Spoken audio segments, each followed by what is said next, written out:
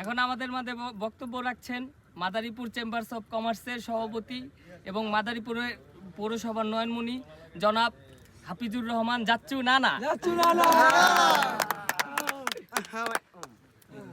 আপনারা সবাই জানেন হান এই আমার বড় ভাই, ইনি হাতমান এমপি হলেন, দুইবার নৌ পরিবহন মন্ত্রী হলেন।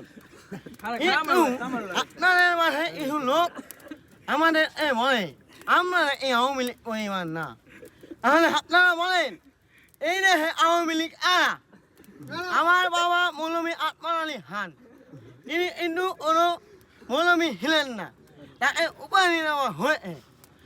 আমি জনাব হাফিজুর রহমান খান রাত্তু নানা, এক লোক আমাকে জিজ্ঞেস করেছিল ভাই আপনার নাম নানা কেন হলো, আমি